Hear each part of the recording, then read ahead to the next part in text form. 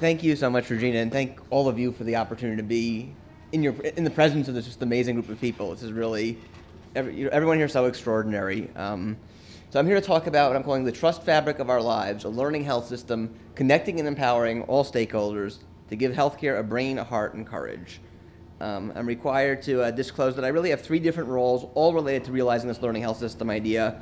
One is I basically run everything, all programs related to the learning health system at the newly created department on that topic at the University of Michigan Medical School. I'm a member of the interim steering committee of a group called the Learning Health Community that grew out of the summit that Regina described. And I'm vice president of the board of the Cantor Foundation that donated the shirts that a lot of us are wearing. And a great teamwork in coming up with, including Regina and many other people in this room.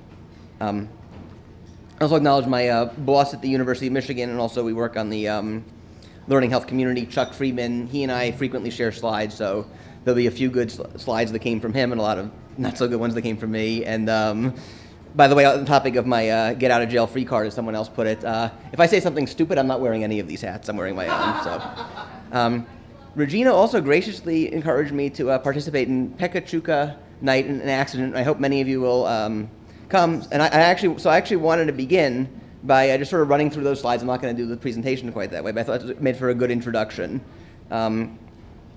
Basically, there I'm going to talk about the power of human perseverance and how human perseverance, if we harness it, can be the ultimate tool, I think, for improving everyone's health. It can be an unstoppable force for health.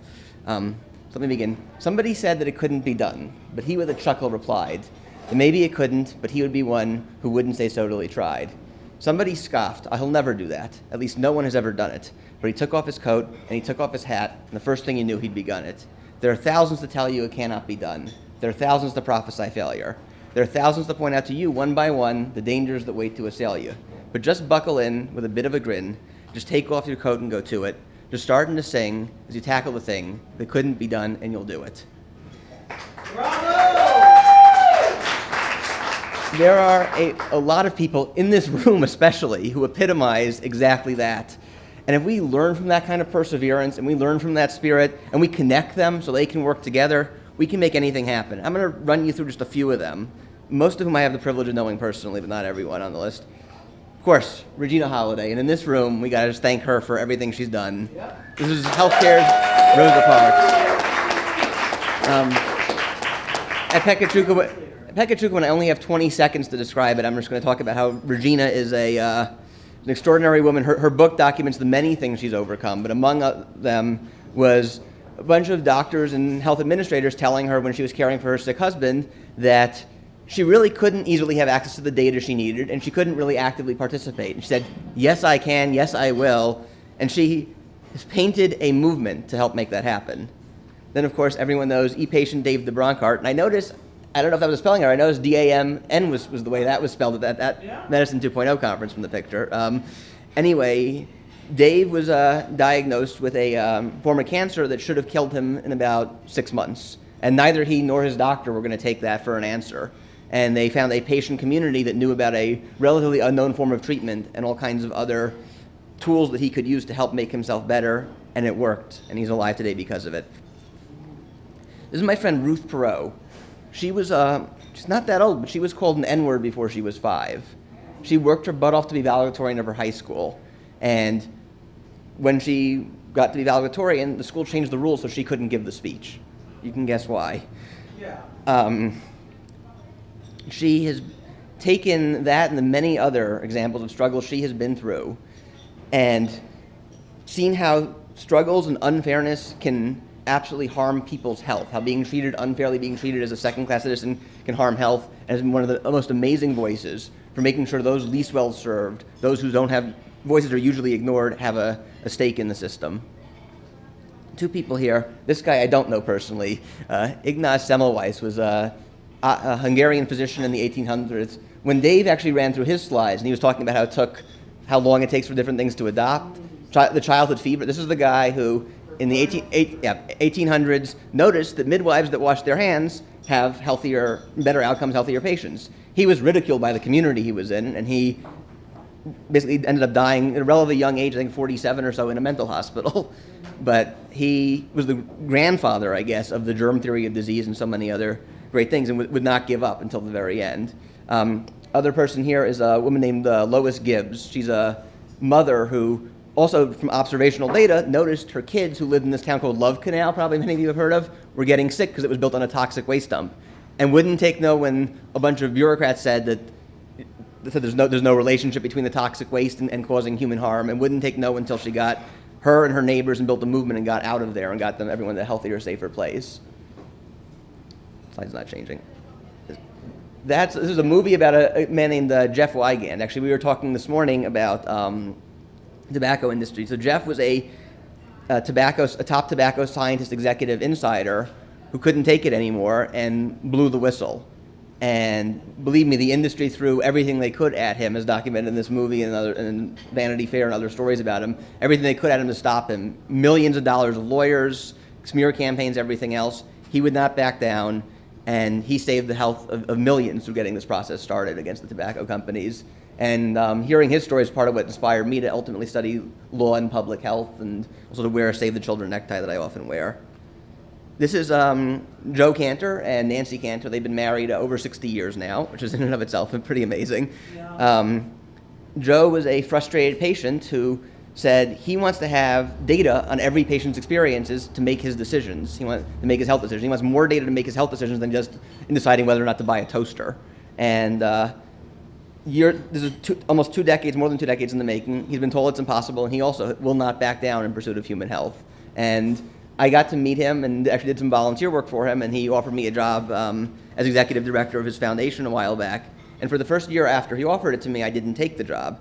And there were a number of reasons. One was I had a steady job at an organization. I was trying to keep helping them. But also I was caught up as a witness in a truly bizarre Kafkaesque trial. And I guess, what I'll say about that is, well, one is, it should have been a very simple civil case, actually involving some of my colleagues from law school, but it got to be so complicated and so crazy that Stephen Colbert did a segment on it and said, this isn't believable anymore, folks. And so it led me to a point, how do you illuminate the truth when the truth is almost unbelievable? And how do you illuminate the truth when the truth is elusive? And how do you illuminate the truth when you're up against forces more powerful than yourself in a system that you don't understand? And that can be in law, but that also certainly seems to apply to fighting cancer, to getting the root cause of cancer. In this trial, what I ended up doing was I had this flash of insight that I would be able to recover years of old text messages, and from that, in emails, start piecing things together, and then phone bills that would track where you are when you make calls, and digital photos that are geotagged and times, and so many pieces of data that were captured as a byproduct of living one's life that you can use to start to illuminate the truth. And after I sort of finished this roundup, I thought that maybe there's something for that in healthcare.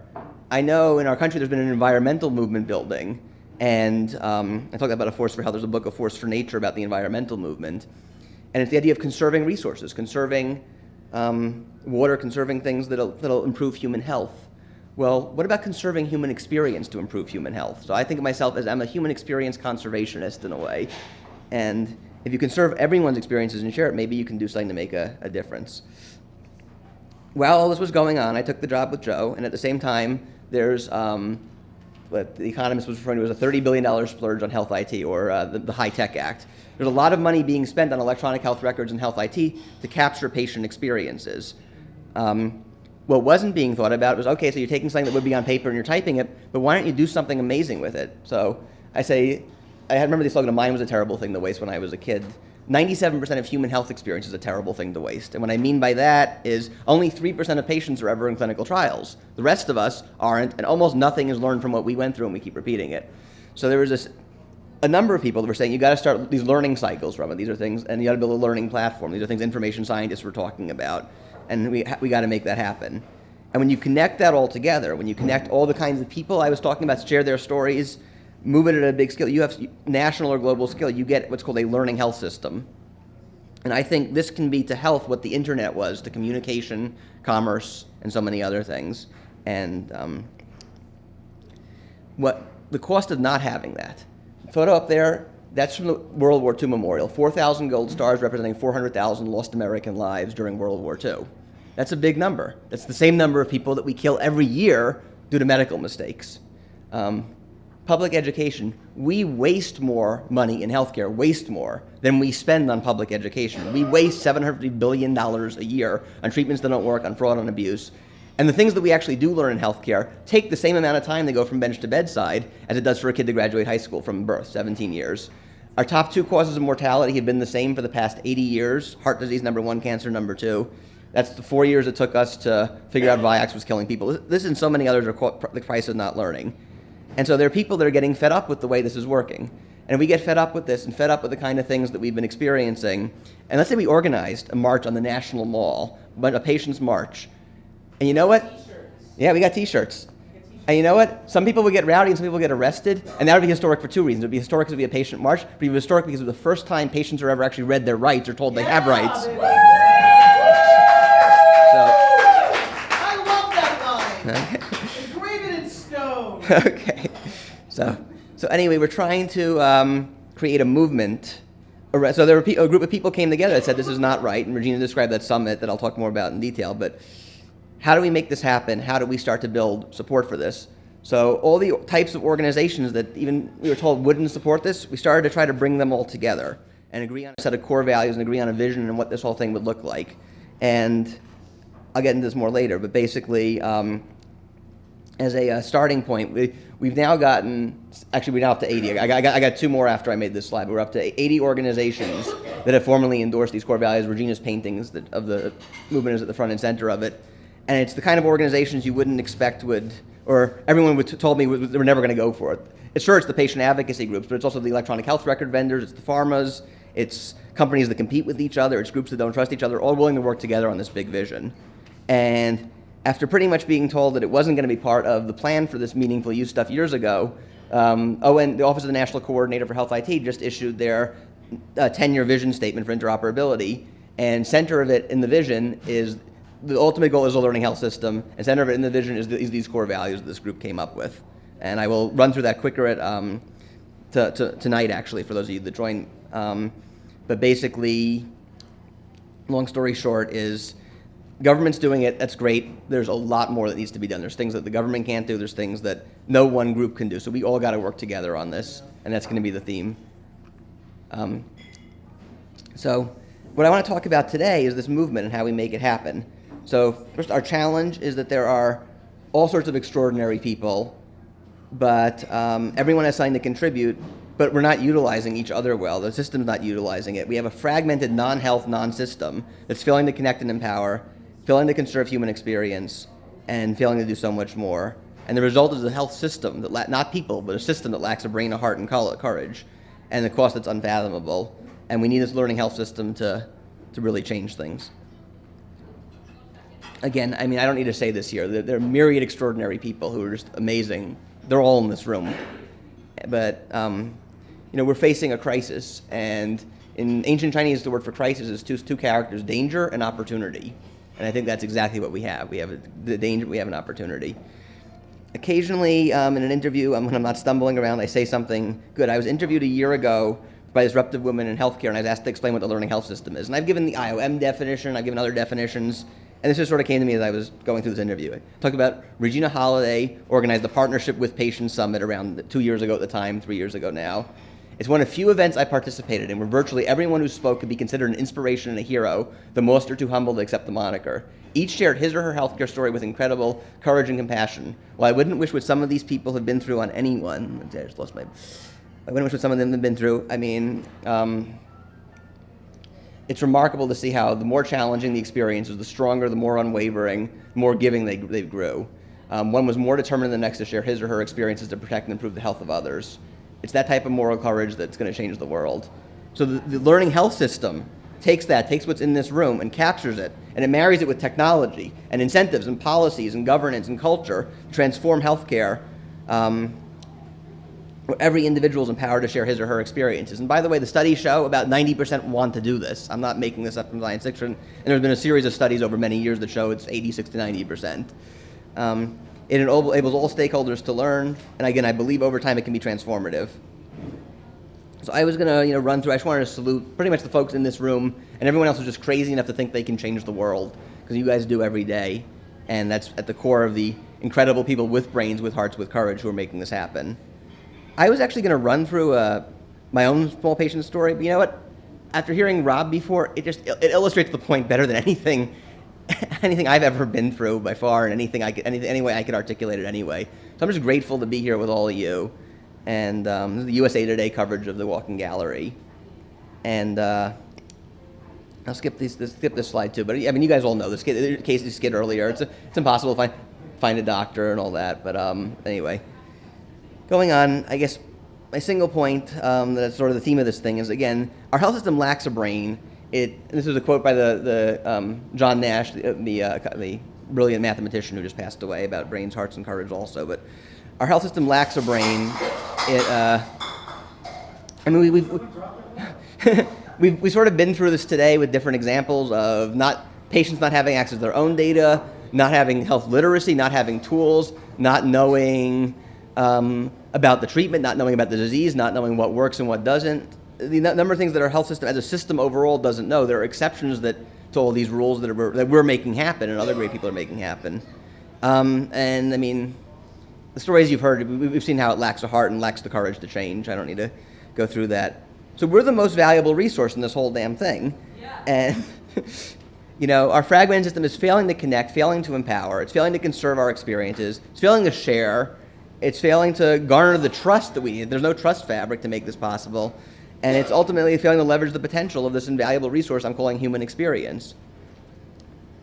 One exception, and this is such an exception to the rule that I wanted to bring it up, is a 13-year-old girl walks into a doctor's office at Stanford Children's Hospital, which has a great informatics team. And she has lupus, and she has all kinds of other complications, and they do a great clinical literature search. They have UpToDate, they have all this stuff, and there's just nothing that points to what to do for her. And they have to make a decision that's going to affect her life in a matter of hours. And the team just takes all the data on all their patients and crunches it and comes up with a recommendation. And it probably doesn't have a great p-value. It probably wouldn't pass publication in the New England Journal of Medicine for that point. But you know what? It was the best information they had. They made a decision, and she's alive today because of it. And that they learned from every other patient that they could as quickly as they could. That's the exception to the rule. That has to be the rule. That has to be how this stuff worked. This is a slide I used with Dave on it from a few years ago. When I talk about the two least well-utilized resources in healthcare, our patients, ourselves, lessons learnable from our collective experiences. The sharing will save lives, but the system's failing to do that. It is a system that the chairman of the Bill and Melinda Gates Foundation is saying, we are so far behind in health IT compared to other kinds of IT.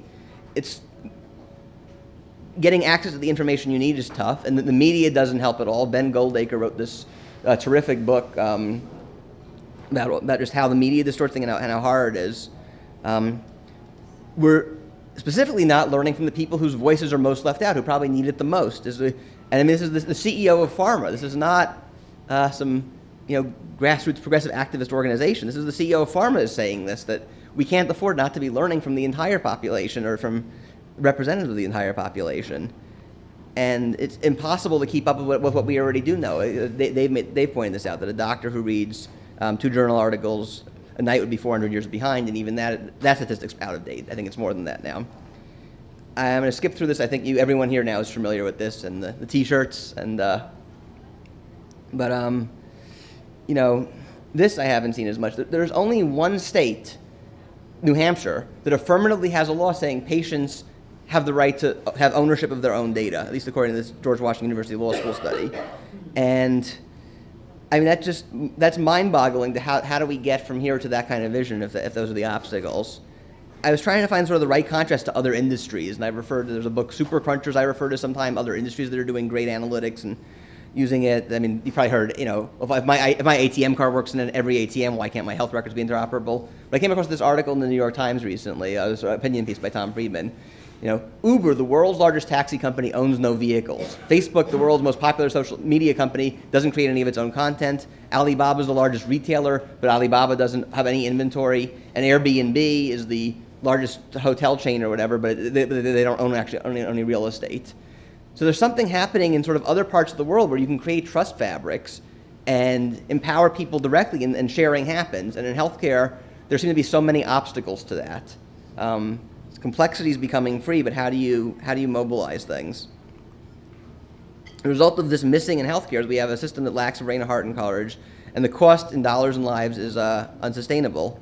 And Atul Gawande, who among other things writes these New Yorker columns, I just tried to pick 3 that I think illustrate the points. He talks about the piece of the hotspotters from a few years ago. He talks about a doctor in Camden, New Jersey, that really takes the time to listen to and learn from and treat well the poorest, some of the most disadvantaged populations who are likely to be the most high cost. And that was such an exception, and that was so impossible to mobilize that it sort of proves the rule that we're lacking we're talking about Rob. yeah, we're talking about Rob. I hate to say, I don't know, I'm talking about Rob. He pointed out how that healthcare doesn't have the courage to change to be more like Cheesecake Factory, which is down in the middle, and to be more, and then overkill. In spite of all this, in spite of the fact that we have 45,000 people a year dying because they can't afford insurance, the people who have insurance, we're spending too much on some of them. We're giving people treatments they don't need that are killing them too. So that's lacking a brain, I gotta say. And I'll say this one point, that healthcare needs help, has had bipartisan support. That's Bob Dole and George Mitchell. But anyway, I just wanted to point out that this idea, and Bob Dole's actually, they penned an op-ed in the Washington Post a while back about this exact topic. So But how long ago was that picture taken? that was a while ago. Yeah. But the fact that health needs to be fixed has bipartisan support. How to go about fixing it, I think, is complete disagreement. But I don't think anyone's happy with the way it is even. Our health system's insane. If one definition of insanity is doing the same thing over and over again and expecting different results, we don't even really record the outcomes in a systematic way that we can learn from them. So that's really insane. So our non-learning, non-health, non-system, instead of being available for study, patient's data resides in silos where patient can't get their own data, let alone someone learning from it.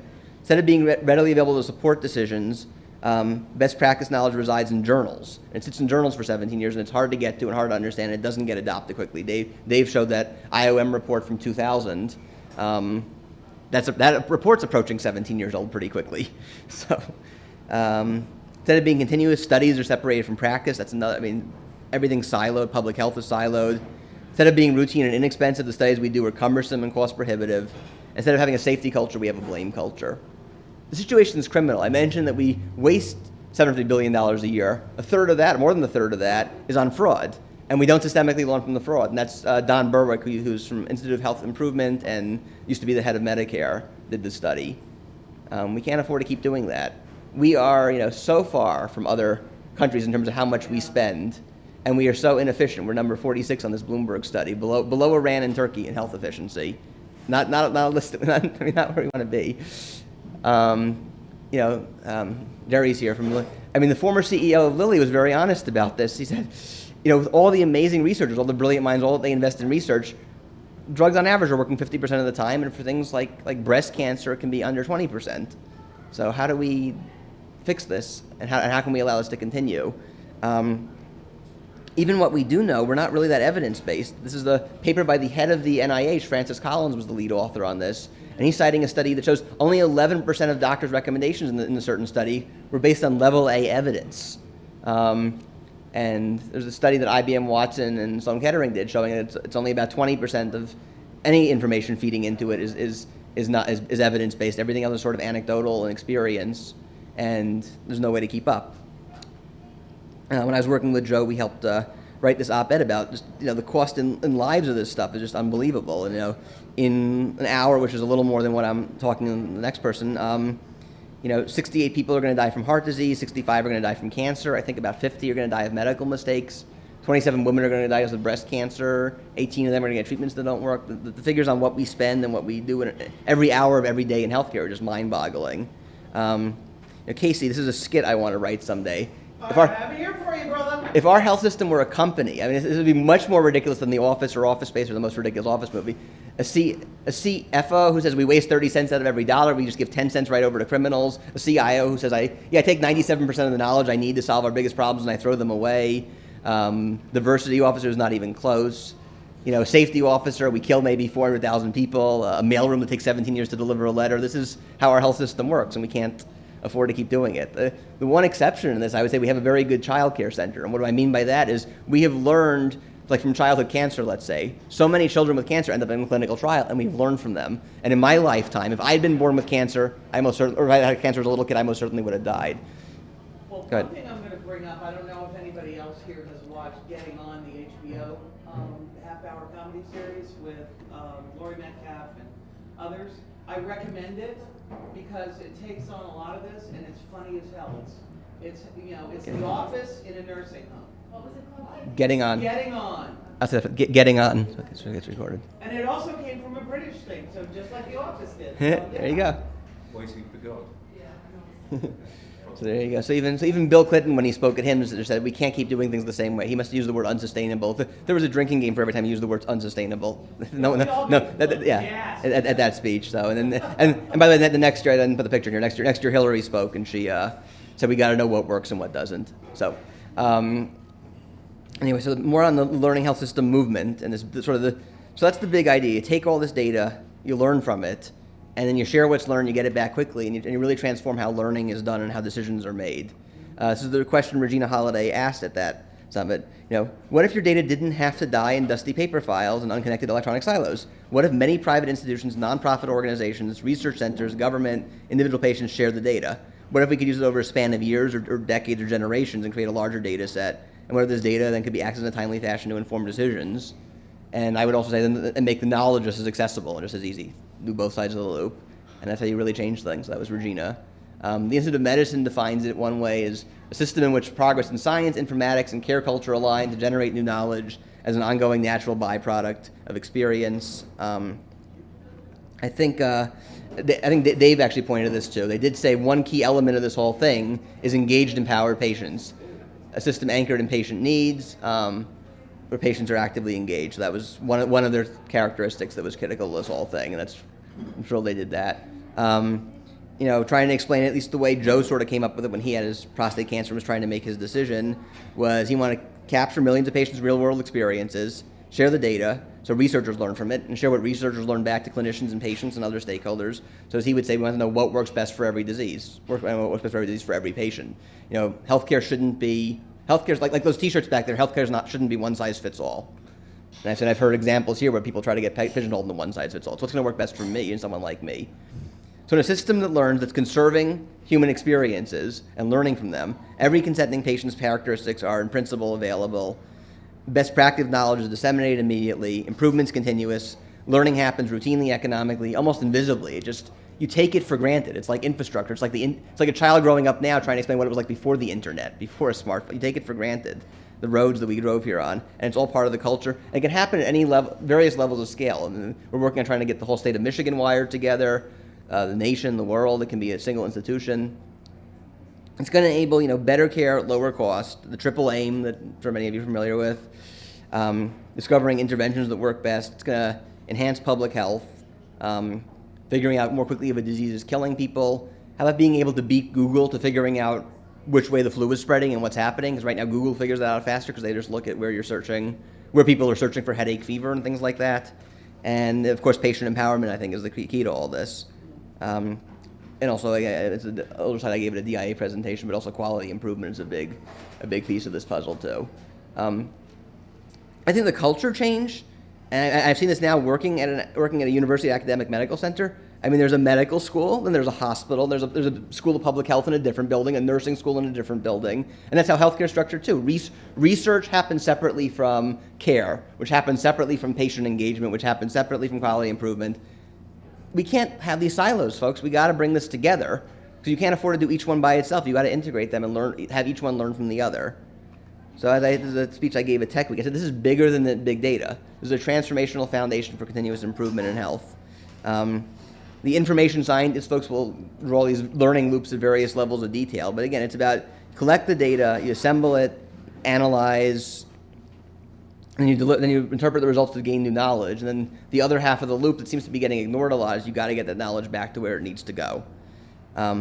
Cost of not learning the way we're doing it is just too inefficient. The cost of not having a platform. What you do get learning efforts, but each one is reinventing their own wheel. I mean, it would be as if we had to invent our own email system just for us to talk to each other versus having the infrastructure there to use. An example would be in the state of Michigan, Blue Cross funded these collaborative quality improvement initiatives, and there's they're working on all kinds of really important different things, urological surgery safety, there's cancer screenings. Each one was like a tub on its own bottom, its own island. It had to build each piece of the puzzle itself, had to build all its own infrastructure.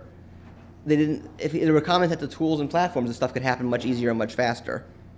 Again, if you have a common platform, you don't have to reinvent the wheel every time.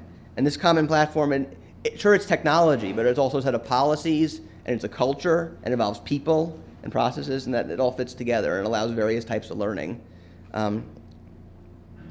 So when you're learning from every patient, again, you're bringing together technology, you need governance for the whole thing, you're changing the culture, and when you bring it all together, and you get all the different stakeholders to start sharing and start working together with this common platform, you get this nationwide learning health system that has some of these common elements like governance, engagement, has common analytics, dissemination techniques.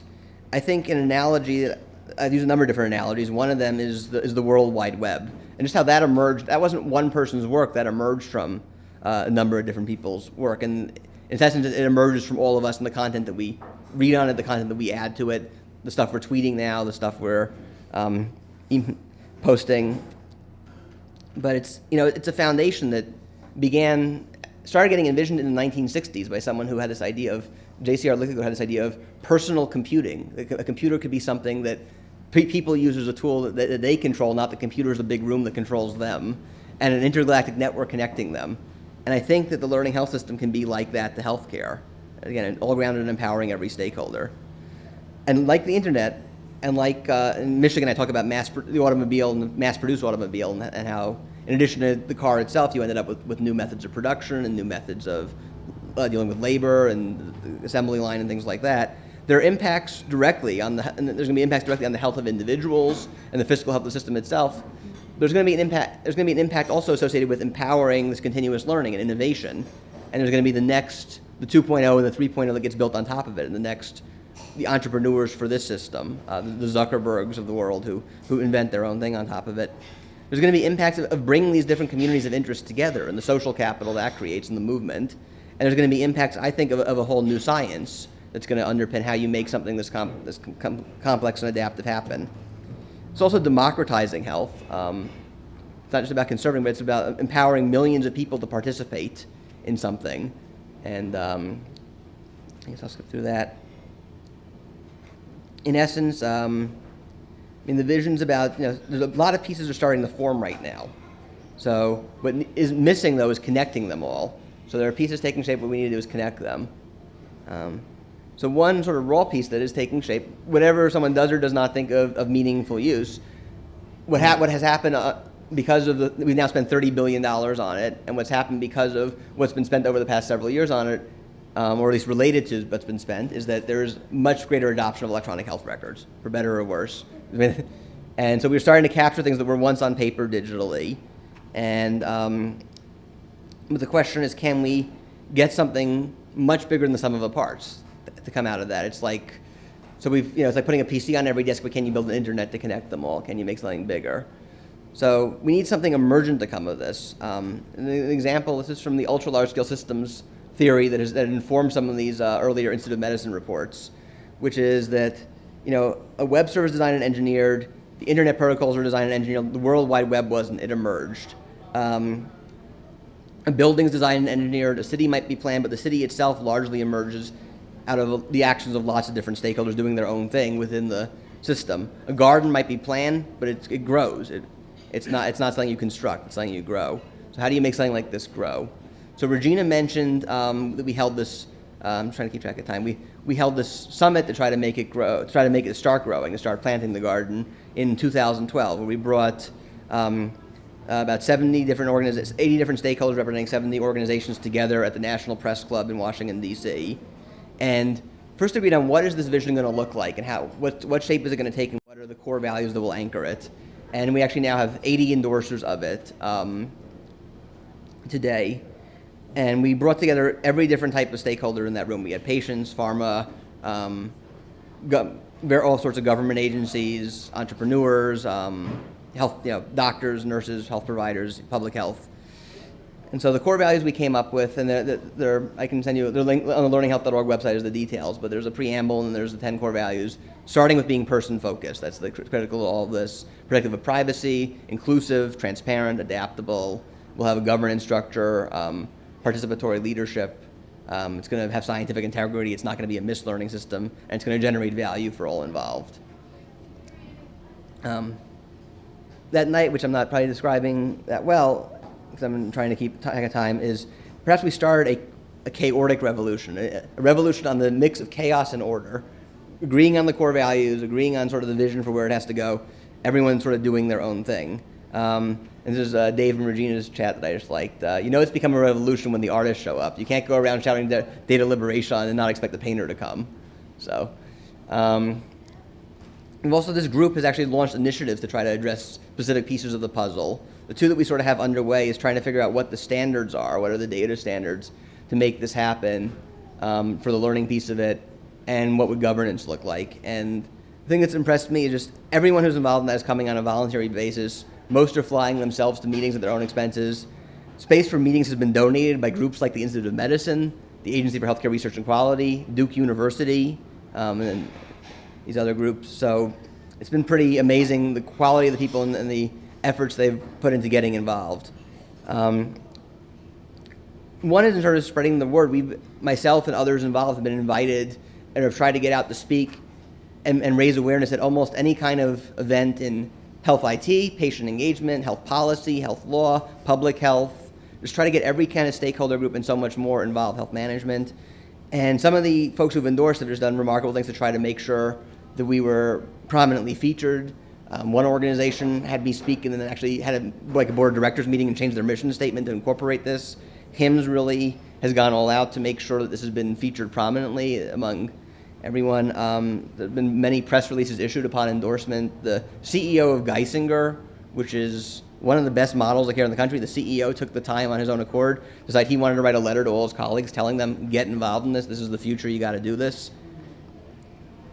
And I mentioned this earlier in what's going to be my talk tonight, but really, again, stakeholders at every point in the compass are getting involved, and there's even getting international interest, and that's actually very rare that you get a call from someone in the UK or saying, there's several, like University of Manchester, but folks at the data information governance stuff in the UK, it's rare that you get a call from someone in Europe saying, you guys are doing something in healthcare we want to copy. That's nice to hear. It doesn't happen that often. So I'd say learning health system fever is gripping the nation in a number of different ways. One is words. So I've mentioned there have been a series of 15 Institute of Medicine reports since 2007 on this topic. I've highlighted some of the things here that I've written or been involved in writing, including there's an entire issue of HIMSS Clinical Informatics Insights devoted to it. There's a piece on public health and the learning health system. I worked with a number of great scientists. I'm thinking of what the science for this would be like. AHIMA, American Health Information Management Association, again, prominently featured a piece that I wrote, Weaving Together Health Improvement Tapestry. The Cantor Foundation started the Cantor Journal on this topic. And then again, in addition to this, there's been clarion calls by so many others in New England Journal of Medicine, Pediatrics, the President's Council. There's been the Jason report. And there have been so many other calls saying that we need this. There's a gentleman, Arnold Milstein, wrote an op-ed saying that this is one of the keys to fixing healthcare, one of three things to Code Red and Code Blue, how to safely limit GDP's footprint. So there's been just massive tension in terms of words on the subject. And in terms of other words, again, this has been now incorporated into federal health IT policy. The goal for 10 years is a learning health system, and the core value, at least in this draft plan, they could change it, the comments, but there's, in the draft, this is the goal. And that's pretty amazing considering 3 years ago we were told this was not in the cards. All this is also happening in the context of a people-powered health revolution. I think Dave alluded to the British Medical Journal, but they devoted an entire supplement to a recent issue to this topic. And it's saying, following the path of feminists and civil rights leaders, informed patients are building a progressive social movement to improve medical care. And that's just pretty cool for an academic kind of journal like that to be talking about and devoting a supplement to. So, beyond just words, there's real action taking shape. There's a lot of different learning initiatives taking shape at different levels of scale. I have examples of VA, Mayo Clinic, Kaiser, Geisinger, There are networks between some of these places that are trying to form. There's a Society for Clinical Oncology that's creating their cancer link. There's the Cancer Research Network that links a bunch of cancer centers. There are grant programs being created. PCORI is funding their most recent funding. Like half the things they fund have the word learning in the title. To the extent that Apple is taking some initiative with the Apple Watch and Research Kit, and Android's following suit and things like that. There's Obama's Precision Medicine Initiative that made the State of the Union. The White. So there's a lot of stuff happening in this space. Josh? Yep. So are those members of LHS? No, they're not necessarily. These are things that are. These are just my examples of things that are happening. Are they adopting the framework? Are they driving programs through it? What's the relationship? They are doing initiatives focused on learning in healthcare, focused on trying to learn from real world data, trying to do something with a learning health system. And PCORI, so many of PCORI's things have the word learning health system in the title. As a further testament to a number of things I've been saying, Health Affairs last summer devoted an entire issue to the use of big data in health and everything that's taking shape. Again, good news is they're focused on the big data, the analytics. The bad news, I think, is no one's focusing on how do you get the information that's learned from the analytics where it needs to go to empower patients. Okay. Well, I'm going to keep reading, and then I'll hope this will come back together. You knocked it out. I knocked it out. It was my fault, and I just hope I put it back. It happened. Dave blanked himself out too. So I'm now working on a slide about there's a whole concept of a new science of this stuff, and a number of great scientists have come together on the topic. I'm just in the interest time I'm going to skip through, but I was paralleling it to Dave proposing a new science of patient engagement, and then now I can go back from current slide. I'm going to skip. I'm going to skip through the slides I just was skipping over. So there's an idea of a new science, maybe a scientific revolution. This is a slide of, the National Science Foundation has funded a series of workshops. Michigan has helped lead those around bringing together all kinds of different scientists that wouldn't usually work together. You have everyone from a computer scientist, an economist, a behavioral economist, a psychologist, a medical researcher, attorneys, very different kinds of scientists, social, biomedical, computational scientists, bring them together to come up with this very new science about how do you build a complex adaptive system that's going to change a lot. One of the previous speakers used the expression big, hairy, audacious goal. That's what this is, and this is bad. So at the heart of the LHS, this is something I wrote for the program we're building at Michigan. At the heart of the LHS is a very fundamental question. How do we catalyze, sustain, and continually advance a massive socio-technical transformation of a system touching everyone's life and health and encompassing over a sixth of the nation's economy, when such a transformation will take years or decades, but is urgently needed, likely requires the participation of, or at least affects stakeholders inside and outside of healthcare, and is urgently needed. So a number of foundational elements are assembling, these words, reports, policies. There are these digital health, there's the enablers, there's more raw data, although we can't always get to it, give me my damn data. There's learning islands, there's networks, there's all these grant programs, at least around part of the puzzle. There's this first academic department at Michigan devoted to this. There's the scientific community that's forming, and there's this grassroots movement I've described. There's still nothing really connecting all of this the way it needs to be connected. And I'm just going to say, I'm trying to keep track of time, that's really what we all need to do. We need to be a part of bringing things together. So the future of working together to give the gift of health to our children and our nation is about sharing from experience, conserving experience, learning from it, and bringing this framework together. We realize it as a movement that Regina drew so beautifully, all the stakeholders working together, and there's urgency because this is the Titanic hitting an iceberg, which is where healthcare is going. This is something that is emergent, like the paper I was citing earlier. It's like a city, it's like the internet. It comes from the work of many, many people. There's not one company that builds the city. You're not going. I used to work at IBM also. You're not going to hire IBM to build this whole thing. Maybe they can build a piece of it. You're not going to hire any one company, and the government's not going to do it for you. And there's no one sector that's going to do it. It's us all working together. That's our challenge. That's what we need to do. And in the process of doing this, in the process of trying to bring your own brain, your own heart, your own courage to the system, to scaling it, I want you to think about what this new framework, what would you want it to do for you? How could it make your life better? And think about that in your role as a patient, and then for those of you that are also doctors or health professionals or nurses or do something else in healthcare, how would it help you in that role too, in both of those roles, as a caregiver if you're a caregiver, and then what can you do for it? And in that spirit, let's all work together to give the gift of health to our children and our nation, to current and future generations across our nation and around the world. Thank you. You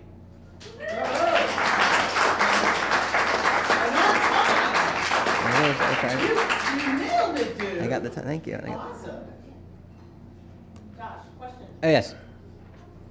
What can we all do to participate in this? Can we all have roles here? What can we Absolutely. I guess there's a number of things. One is spreading the word about why we need it, what the vision is, how health can be different, getting people to open their imaginations to the I think it was RFK. Someone had a great quote. Some he used the word men, but it's not men. Some people see the world the way it is and say why I imagine what could be and say why not. Getting people to open their imaginations, getting people to understand why we cannot afford to keep doing things the way it is, and then if you go to the learninghealth.org site, or I can connect you with some of the initiatives that are taking shape that might be of interest to you, or if there's something else, if there's a totally patient-focused initiative that you or any of you see wanting to do, we can start our own piece of it. Participate as a patient or in your other roles and some of the other things that are taking shape, and spread the word and try to build a movement together.